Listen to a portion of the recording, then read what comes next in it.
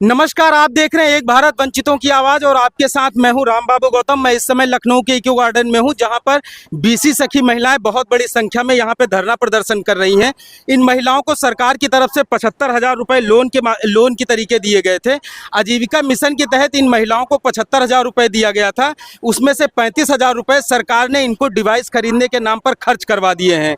35,000 रुपए इन महिलाओं के पास बचा है।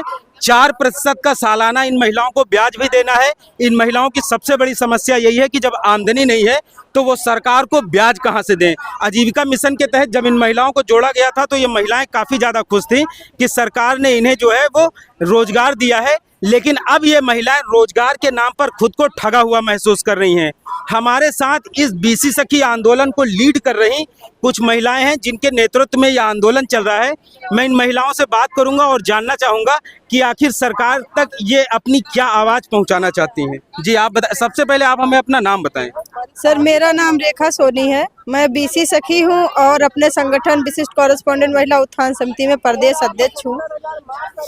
हम लोग अपनी मांगों को लेकर आए हैं इस इको गार्डन में, क्योंकि सरकार ने हमें 75,000 रुपए का कर्ज दिया और बाद में बताया कि उस पर 4% का ब्याज है।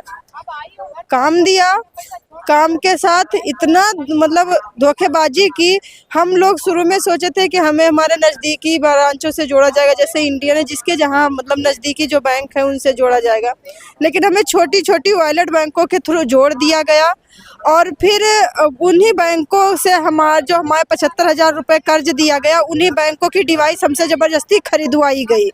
कोई बहने मतलब पेनियर बाई है, एयरटेल पेमेंट बैंक है, पेटीएम है, मणिपाल टेक्नोलॉजी है, फेनो पेमेंट बैंक है, एक राष्ट्रीयकृत बैंक जोड़ा गया। ये जो डिवाइस आप लोगों से खरीदवाई गई है, ये सरकार ने किस संस्था के माध्यम से खरीदवाई है डिवाइस?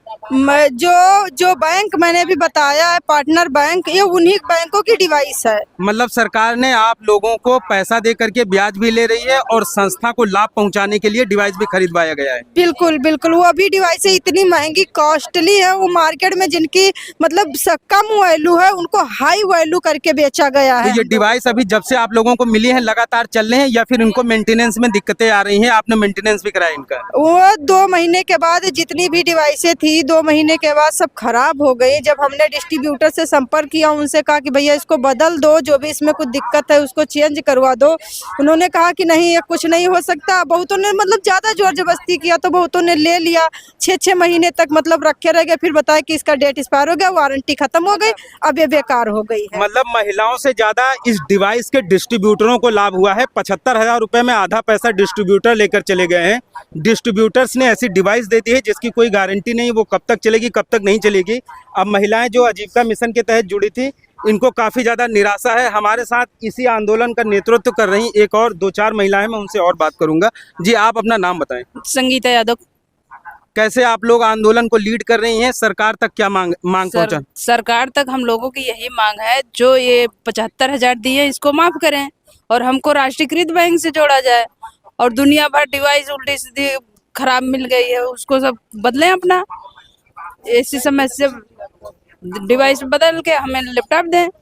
ये जो डिवाइस दी गई हैं, ये ज्यादातर डिवाइसें काम नहीं कर रही हैं। इनको चार्जिंग में भी बहुत ज्यादा दिक्कतें हो रही हैं। कुछ लोगों की डिवाइस काम कर रही है, कुछ की नहीं काम कर रही है।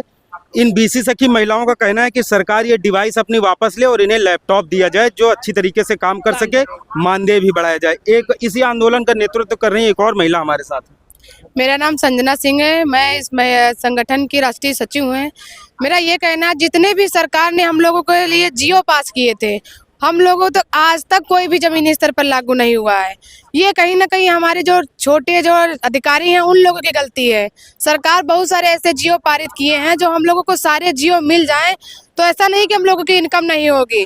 छोटे से लेके बड़े तक हम लोगों को बस शोषण ही हो रहा है, नीचे से लेके ब्लॉक से लेके सरकार तक बस हम लोग शोषण ही किया जा रहा है। कुछ भी नहीं, हम लोगों के पास एक भी पैसा नहीं मिलता है। सिर्फ और सिर्फ बिना पैसों के काम करे। एक मनरेगा का मजदूर करता है, उसको भी एक निर्धारित मानदेय दिया जाता है, लेकिन वो उनका भी एक टाइम है 10 से 5। उनका भी टाइम है, लेकिन हम लोग बीसी सखी बहनें 24 घंटे जाके उनके दरवाजे जाके बूढ़ बुजुर्ग हैं जो तो चल नहीं पाते हैं, घर घर जाके पैसा निकालते हैं, लेकिन हम लोगों का तब भी एक निर्धारित मानदेय नहीं है। बिल्कुल फ्री में, हम लोग फ्री के मजदूर हैं भाई, सरकार के फ्री की मजदूर है। हम लोगों को महिलाएं समझ के बेवकूफ बना दिया सरकार ने। ये तो महिलाएं मूड है, सूर है, कुछ भी समझ में नहीं आएगा, बका दो इन लोगों को। लेकिन हम लोग बकने वाले नहीं है। जब तक हमारी जो है समस्याएं सॉल्व सरकार नहीं करेगी, आंधी आए, तूफान आए, बरसात आए, चाहे यहाँ पे कुछ भी हो जाए, हम लोग इको गार्डन ना छोड़ के गए हैं और ना जाएंगे जब तक हमारी समस्याएं सॉल्व नहीं होगी। सरकार ने डिजिटल अभियान चलाया है। डिजिटल इंडिया के लिए सरकार काफी ज्यादा काम कर रही है और इस डिजिटल इंडिया का सपना कौन साकार कर रहा है? ये बीसी बहनें कर रही हैं।